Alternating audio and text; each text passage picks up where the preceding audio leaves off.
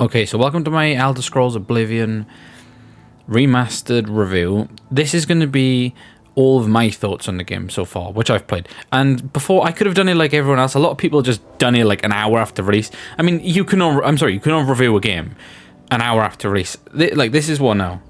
The 24th of April, 8 o'clock. Yeah, 8 o'clock in the night. Yeah, I still feel like this might be too early for a review, but I have actually played it for quite a while. I'll show you my game time if I can. If we can go to stats. There we go. See, there you go. I've got 18 active quests, 44 completed, 140 days passed. Look at my skill increases and stuff. I've done quite a lot so far for the time it's been out. And yes.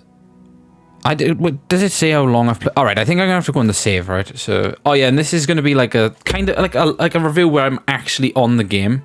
And if you want to know what I'm playing on, yes, I'm on an Xbox. I am on the Series S. Here's one for reference.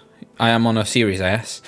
And yeah, I'm on a Series S to like pick together my thoughts on the game on the low. This is like the lowest quality way you can play, isn't it? And there's nothing against the Series S, because the Series S actually runs pretty good.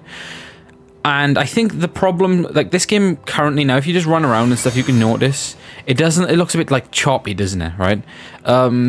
Yeah, with that, I think that's just like a problem, because I've seen people complaining on like top tier, like, you know, like $4,000 PC saying that it doesn't work and stuff tidy. I don't know. Tell me what you're playing on in the comments and tell me if it's running fine for you. So let's get straight into this review, and I'm going to get into the thing that everybody knows that I'm going to say first. The removal of genders. I mean, it is so unnecessary, but as you know, the Elder Scrolls community, there is a lot of people in here who are LGBT, and they really will get offended. So I see why they've done it. I don't think they want. I think they would have probably sparked more of an outrage if they put male, female, transgender. So they just decided to go male. Option 1, option 2 for the bodies. I don't really care about that, because it doesn't change the gameplay, does it? So that's my thoughts on that. Anyway, I think it's stupid. It is stupid. Just keep it the same. I even think that LGBT people will agree as well that it is just like it is pointless. I mean, you have to. I'm sorry, it's just a pointless thing to remove. Anyway, on to the next part. The new engine. That is the next part we want to talk about. I mean, you could see it straight away. So from me running and jumping and stuff, you could see it, and like the animations of the weapons, everything like that. Everything's different. Look, here's a spell. There we go. Everything looks and actually feels different. Let's get into some combat by with this ogre. Yep, pretty easy. Oh, blade increased to 57. That's nice. Oh, well, thank you. We'll loot them. And yeah, everything looks and feels different. Now, is that a bad thing? No, it's not a bad thing. But is it like the original? Again, no. I feel like, to me, I feel like it should be. This is more of a, like, I don't know. It feels more of a. This should be a different word, right? So there's remaster, remake. This should be a different word, because it doesn't feel like a remaster, to be honest. I feel like a remaster is just the exact same game that just looks better. This is actually far from just the exact same game that looks better. I don't actually like it, the style of it, and like when you talk to characters and stuff, I don't like it. I don't know, it's got this weird feel to it. It doesn't feel like a Bethesda game, to be honest, right? And I don't know, I've not experienced the Elder Scrolls Online, but I only for like a bit. I played it for a little bit, and I didn't like it. I thought it was rubbish, and I thought the same about Fallout 76. Now, I understand that people like them games, but it's different. They're not really Bethesda games, are they? This is, I don't know, the talking and stuff, that feels like that. But again, that is one of those things that really doesn't matter. It doesn't add or take away from the game. It's just the same. Okay, and the next bit we're on to now is the leveling up system, right? So, as you know, Oblivion has this thing where, say if I choose a spell, right? So, this is alteration, the spell, isn't it? So, if I level this up, like, I think it might be like 10 times, 5 or 10 times, something like that. The next time you actually level up and go to sleep, you will get like a +5 on it. Or it goes like from +1 to +5, you know, depending on how many times you actually leveled up that skill. That is gone now. You can just, so for example, if I went, look, restoration, if I got this up, yeah, and if you're wondering, I am level 100 on all of them, apart from illusion. I'm like 86 on illusion, right? Yeah, if you could just only use restoration, and then you could go into the menus and get a +5 on wherever you choose. Do I like that? No, I don't like it, but it is a good feature. I think it's cool that they've done it this way. But I actually prefer the old system where you have to use those skills to get them in the next level, like to get big points on them, you know, to improve that skill. I thought that was cool. Anyway, again, one of those like minor features that doesn't matter. Moving on to the next one. And this one is going to be a controversial one now, this next point, because, let me just go to System, turn the master volume up. It is about the music, right? And I am someone who thinks that this is up there, right, with the best video game soundtracks of all time, right? 100%. So if you can hear it in the background now, well, you know, you don't even need to hear it in the background. It's stuck in your head, it's engraved in your head. I feel like the music composed by the legendary Jeremy Sewell does not fit in with this new ambience, like the darker like ambience. I mean, it looks different, doesn't it? Like, it's a really colourful sky on the original Oblivion. You know, I mean, and what I mean by that is, like, do you know that like 2006 sort of, they've done it on every game, right? And I'm going to get some games, for example. Actually, I'll just get one game, for example. Saints Row 1. They done it on Saints Row 1. Yeah, the sky on Saints Row 1 is like, I don't know, it's like this like purpley colour. That's the exact same thing, right? Same year, and they had the exact same sky on this. And I think maybe Test Drive as well. If I go Test Drive with, you know, maybe Just Cause, like all those games, they look the same. They're probably running on the same engine, aren't they? You know, but yeah, they all have this like nice looking sky and stuff. I feel like the music composed for this game may have been done based on how the game actually looked and felt to play, because it does feel perfect when you're walking around on Oblivion and something like, was it Harvest Dawn comes on, you know, perfect. I mean, it's cool when it comes on this. It just to me, it feels out of place now. Am I glad that they didn't add to it or change it? No, I'm glad it's the same, because it's great. I don't care what, like, you know.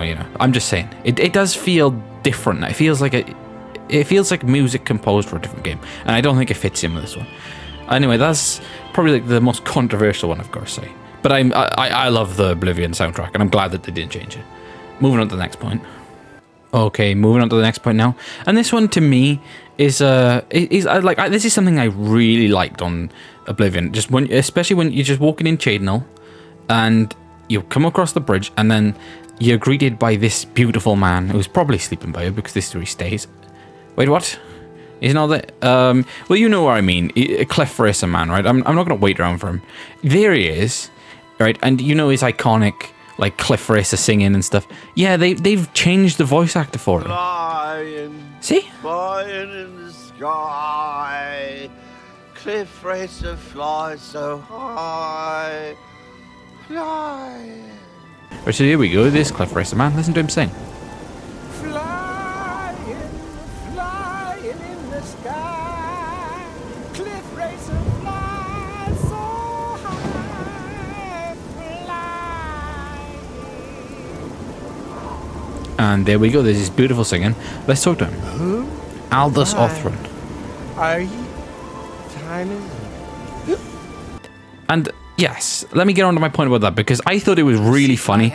Like, he come across as like like a complete drug addict, didn't he? He just like have that like massive smile on his face, like singing that song, like perfectly. By the way, he's like slobbering over it, like just, you know, drunk, whatever. You know, he's rubbish. He's butchered it. This one has butchered it. I get it. The voice actor has been told to do with that style. Maybe that was the style it was supposed to be done, and the original one was rushed. But I thought the original one was very iconic. Now that's like something that it doesn't actually matter, because a lot of players will not care about it. But I care about it. I care about it enough to complain about it. Anyway, on to the next point.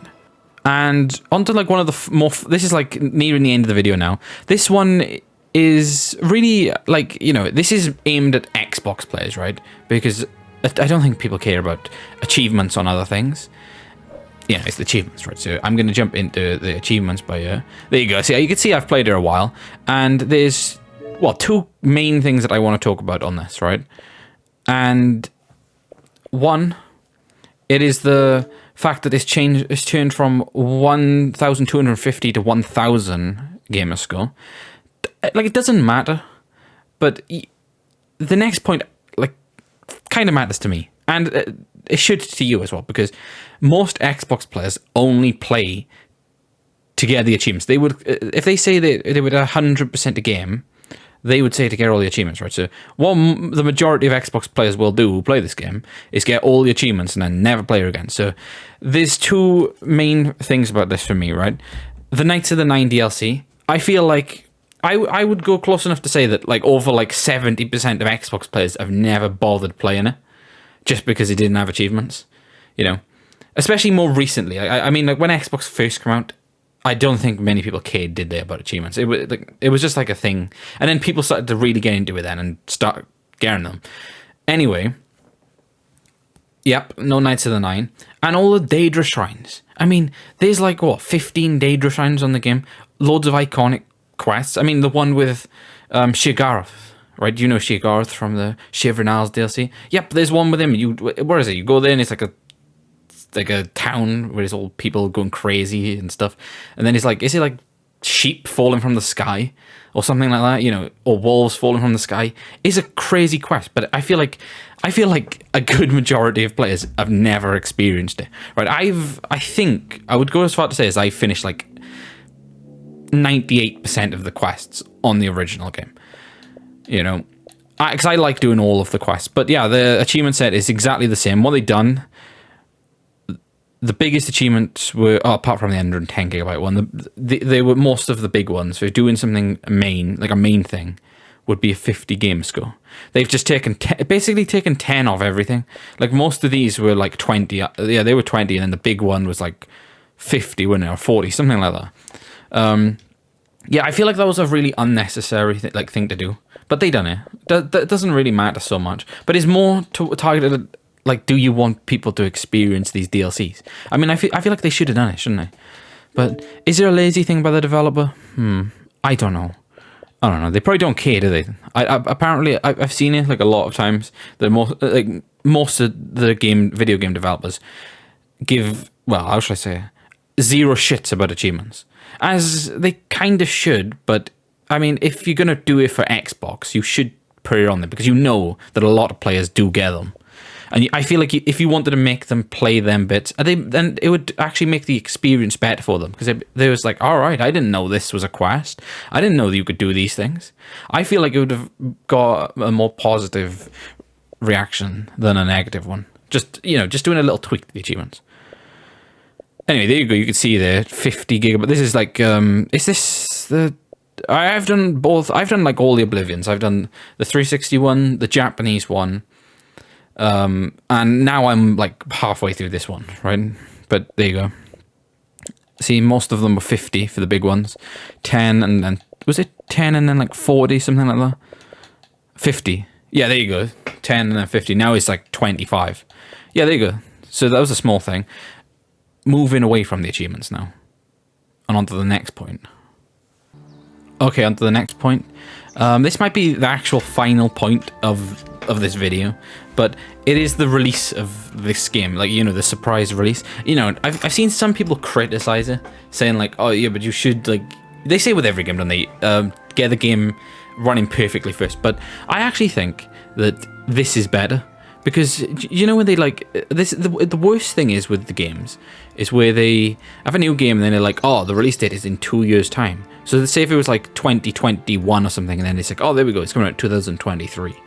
Then 2023 comes, and you know, it's like evident that when the game actually releases, that the developers were like rushing the final stages of it.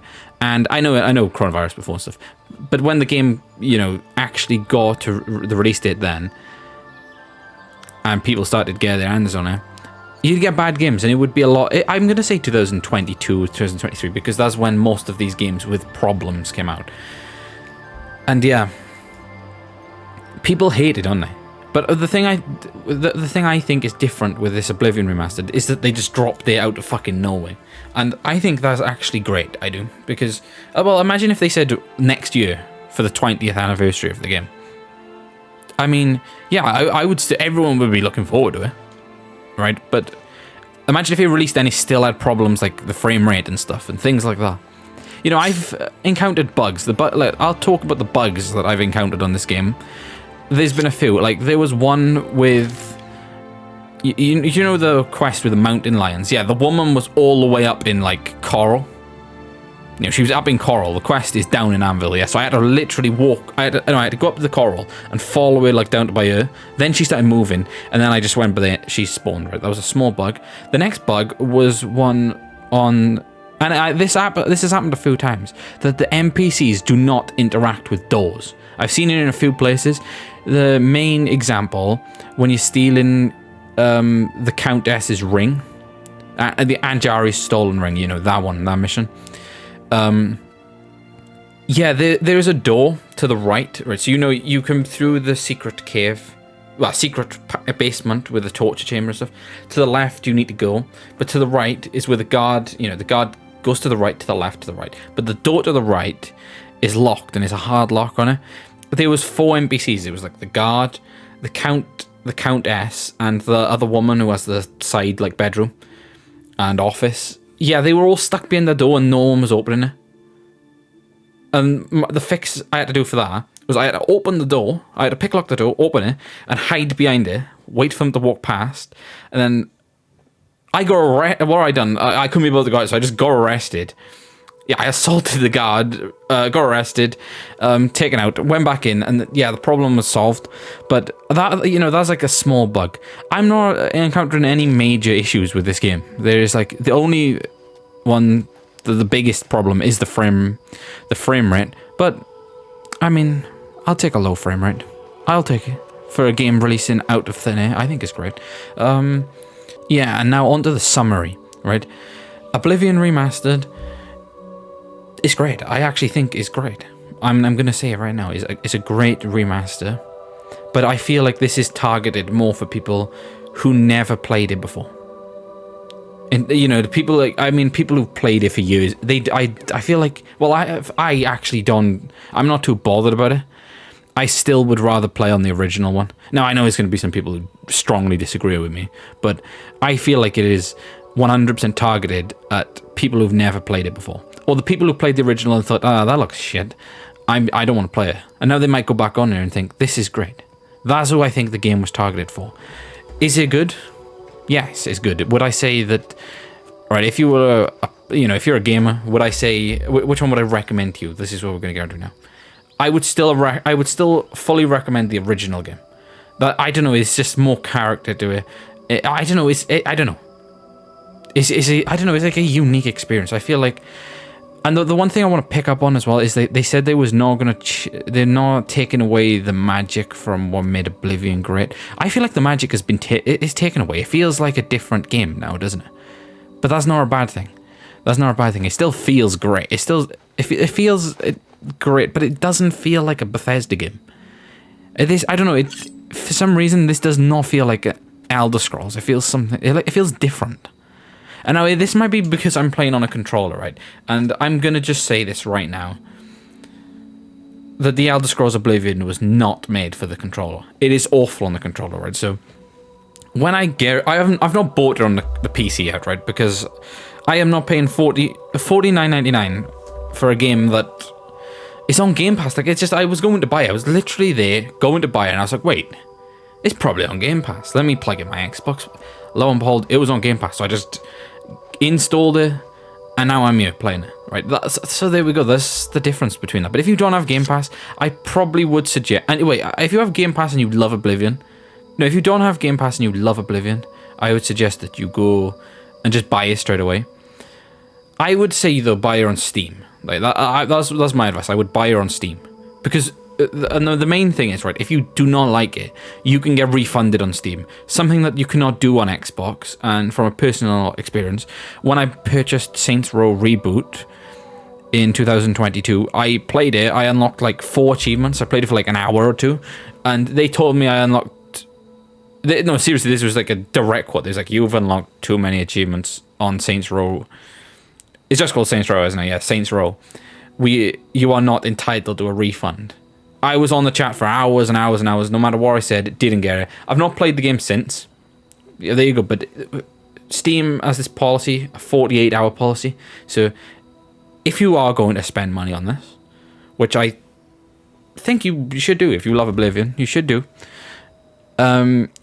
Get it on Steam if you've got a PC, right? That's my advice. Get it on Steam because you can get a refund if you do not like it. Because, you know, I think this game has got a lot of positive reviews, positive feedback, but I think it's mainly because it is Oblivion. I mean, they could have literally released like Oblivion with like a, I don't know, like a fucking purple carrot on there or something, and people would still love it when they give it good reviews. It doesn't matter what they've done to the game or whatever. People are gonna, it's Oblivion. It's gonna get a good reception, whether they butchered it or made it good, or just released, you know, just a cash grab game. But I don't think they did. I don't think it's so much of a cash grab. I think it's something of a, yeah, we see the attention that Sky Oblivion is getting, so let's steal that for ourselves. And that's on to my next part, Sky Oblivion. This is my problem with the remaster, and I did do a reaction video on it, which I have taken down because my right. So what I done going into my reaction video, it was rage bait, right? It was rage bait, but it was actually me sitting here like this. You know, I was just saying, oh, that looks shit, that looks shit, that looks shit, but I really liked it. I thought, oh yes, I can't wait for this. But yeah, I was just trying to piss people off to get views. Did it work?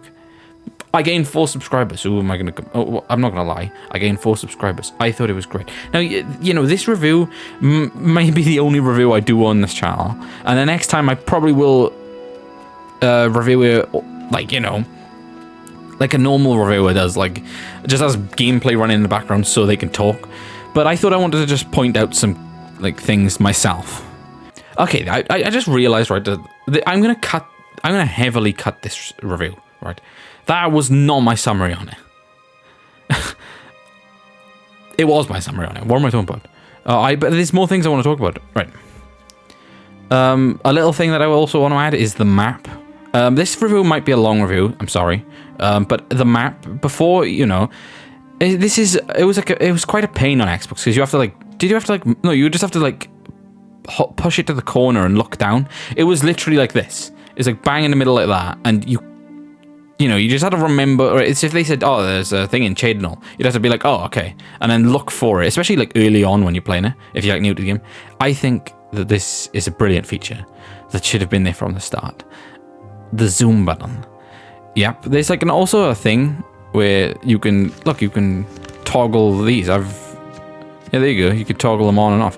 That's not even a thing, is it, in the original one? So that's a nice feature. The quests, I mean, I feel like it does feel a bit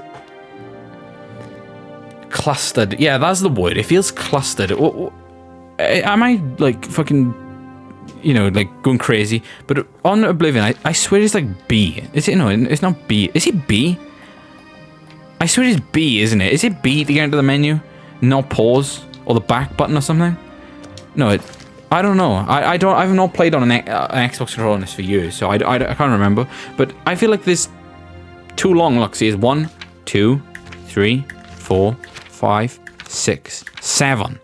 It's so clunky, and all the like sub ones, yeah, for the character inventory. You know, it feels so clunky. Whereas on the PC, it's probably perfect.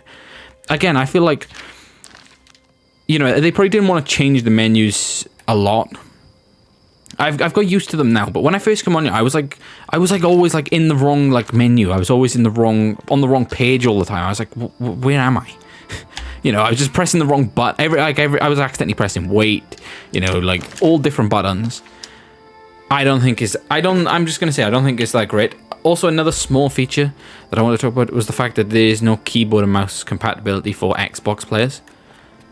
I mean, that's a small thing, but you would have thought on a brand new release for this that it would be on there.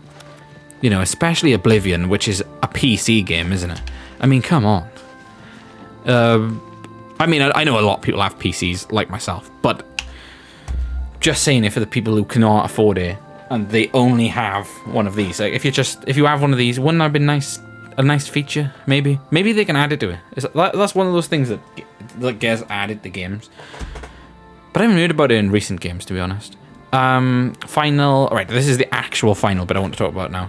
Elder Scrolls 6 and the future of Oblivion, right? So if they are, you know, if they've got, like, concerned about the player's reaction to whether they kept a man and a woman on there as the genders, what the hell lies ahead for the future of the Elder Scrolls? Because not just the Elder Scrolls, though, like Fallout, all these games. Like, just for example, like the dialogue and stuff and the quest, like, they say the word man and woman, like, so many times on this game. It is just, like, you know, that's how they refer to people, you know, all the time, like wife, husband, you know. Is that going to be a thing that is just not there? So if they're talking about, like, you know, there's a bit where you're on the thing and, you know, they're making fun of a woman.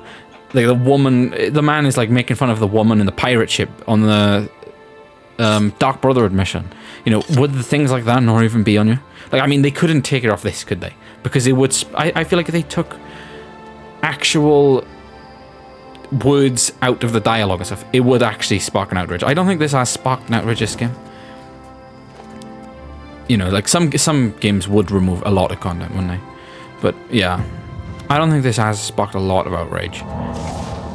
But I'm more concerned now about the future of the Elder Scrolls. I hope this, like, thing where they, like, companies struggle to call a man and a woman.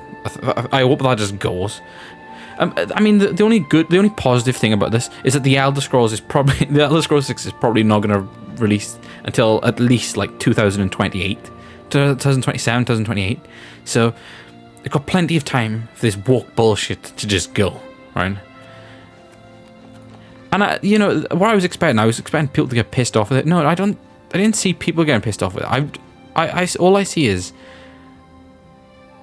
LGBT people getting pissed off with it. And is it because, I don't know, why? Is it because they still feel like it is man and woman and not like the other option or transgender? I don't know. I've just been seeing a lot of, I mean, you shouldn't really listen. They are like, how do I say? A lot of them, okay, can be like, all right, normal and stuff. But a lot of them are mentally unstable. And if you call them out or say something, they just want it banished, you know. They don't want to see anything. They would like to see the entire game developers die and stuff, you know. They are like that. You know. Okay, so this review now is coming to an end right now. I've been focusing on, like, the small aspects of it, because there is not really big aspects to it. There is, like, yeah, there's new character voices and things like that, but I mean, Oblivion, like, it can get annoying if you're playing it, right? It is funny. But if you're actually playing it for the first time and stuff, I remember when I was playing it for the first time, I was thinking, why, you know, it's like that English voice in it, like, nice to see you, and hello there, you know, it's just, I can't do it, you know, I cannot do the voice, but it is like that person, it's like that person, like an English woman, like the Argonian woman, is literally like 3 or 4 voices, and like every character has them. Yeah, it can get annoying when you're playing it for the first time, but after you've played it for like hours and hours, you actually start to find it really funny then. You know, that's what I like about the original Oblivion. Now they've added different voices. It sounds cool. It's cool. But I don't think there's anything mind-blowingly different, you know. There's no new quests. That's one thing to add. Nothing like that. You know. I don't think there's any new weapons, no new armor. I mean, there's the pre-order thing, but you've got to really question yourself. Do you really want to pay $9.99 extra for some horse armor? Oh yeah, and that's one thing. You see that building there, right? This is the last thing before I end. See that building? Can you actually get it? Because I swear, as soon as you do as soon as you get out of the prison, you can go and get that. And it was like part of the I got the Game of the Year edition on the computer. It comes with that, doesn't it? Right, so you can see up there. I'm probably not going to run to it now because that is a long distance, especially when I want to end this video right now and get onto some actual games. Right, so if you want to get if you want to listen to me break down things further and complain about things, praise things, I'm gonna be doing an Oblivion episode after this, like the original Oblivion. I'm currently on episode 100. I just finished episode 118, so I'm on 119 now. I'm doing it on the hardest difficulty and seeing if I can progress any further. Now, after playing this for a while, I've realized that, I don't know if it's just this game, but the leveling up seemed quicker on you. I can't remember being that quick on Oblivion, so I want to go back on the original one now after playing this for hours and hours and hours. And yes, I want to see the differences, you know. I want to go back and see. I want to see if I'm like pick up my mouse and I'm like, oh, this is like a breath of fresh air after playing this, or will I think the other way? So you're gonna have to come and find out. So I just want to show you one last thing. See, there you go. I have played this for hours. I've played this for absolutely hours. There you go.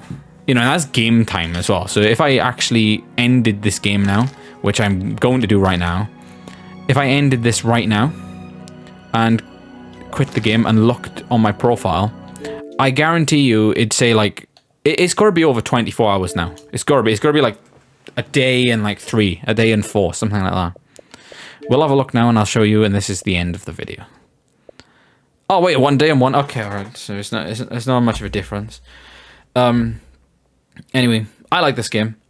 Okay, so if you've never played Oblivion before and you want to go for you just want the graphics and things like that, go ahead and buy this one. You're gonna love it, right? You're probably gonna love it more than the original if you're a new player. If you're an old player who's played it for hours and hours and hours and you don't really care, you know, I would say wait till it comes on sale and just play it on the Xbox, you know, if you have one. But if you're on the PlayStation or Steam, just buy it. You're going to win. You know you're going to enjoy it. You know you're going to get like 100, 200 hours, you know, without moving and taking a break. Because that's what I do when I play these Elder Scrolls games. Even Starfield, the game that I was very critical of when it released. Because I was thinking, and I don't care, right? I didn't even, you know, the gender thing on there as well. I didn't care. I just like, yep, I know. The world has gone woke. I'll just get on with my life. I just went straight on there. I played it. I was like, it just feels like it feels like Fallout 4. But there's no story. Like Fallout 4 chucks you into like a really cool story. You need to know what's happened to your son, right? Although a lot of people do not like the Fallout 4 story, it still drags you in, doesn't it? It's like you need to see what happened to him. Starfield didn't have a story like that for me. It was just like, I really don't give a shit all the way through. I did like it though, and spoiler alert, but I do love the feature on Starfield where you can go back in after you finished it into a different, like into like an alternate universe. I thought that was really cool. Anyway, like, dislike, subscribe, unsubscribe. I mean, it's up to you. This is my review on the game. I would actually the remaster, like a review of it, I think is like it keeps Oblivion sort of the same, but it's in a new engine, and it actually, they've like patched a few things here and there. It makes the game actually feel worse. I don't know. I feel like because they've made Oblivion, they tried to make it a little bit more perfect. It now it doesn't feel as interesting. You know, I want to see some like random shit going on and stuff. Anyway, a rating now. This is the final. This is the very final part. A rating for the game. How would I rate it out of 10? Okay. And as a comparison, we will be using Oblivion. But yeah, this is the Japanese version. I would give this game, like this, Oblivion it is not a 10 out of 10, right? I don't care. The story is, like the thing is not, I was not into this story as I was on Morrowind. On Morrowind, for some reason on Morrowind, I just really wanted to know who Dagoth was. You know, I just really wanted to know who he was. It's like Majora's Mask, you know, those two games are like, to me, they could be they're like my two favorite games of all time for story, right? Now I know it's not like a lot of voice acting on Morrowind and stuff, but I thought it was great. Just reading the text, I thought it was great. This, I would probably say, the old game is like anywhere from like 8 to like touching a 9. I'm going to give it an 8.5, right? The old Oblivion. An 8.5. I'd give the new one a 6. There we go. A solid 6. It is great. Did we need a remaster? No, we didn't. Oh, do we appreciate it? Yes, we do. It's like one of those sort of remasters. I feel like if they wanted to really remaster a game to get, like as they said, to people to understand the Elder Scrolls lore a bit more, instead of just only playing Skyrim, remaster, do a double pack game of Arena and Daggerfall. I mean, just do it. I mean, I'm sorry. Just do it. Like, you know, then they wouldn't be far. Right, so, okay, all right, they've done Oblivion now. Maybe they will do Morrowind next, and, you know, things like that. Then, they're going to have 5, you know, Skyrim does not need a remaster. Not anymore. Not after the Skyrim remastered, it does not need a remaster. So, we got Skyrim remastered, Oblivion remastered. Would it be more work to do Morrowind, Daggerfall, Arena? Maybe, because they like literally have to start it again. It would be a remake, wouldn't it? For all 3 of those games, it would be a remake. I mean, that's probably why they chose Oblivion over the 3 of those games. But yeah, I would like to see. I would like to see one of the first 2. I don't care about Morrowind. Nothing. You cannot make Morrowind better. Go fuck yourselves, everyone. Because I don't care what you say. Morrowind is a perfect game. It just is. The only downside to Morrowind is like the distance, the rendering distance, right? That's the only negative thing about it. So if I was ever to play through Morrowind again, yes, I probably would play with a mod with that. And yeah, I did throw my notes over there then. I probably would play with that. Anyway, this is the end of this video. Probably never be on YouTube, but over and out.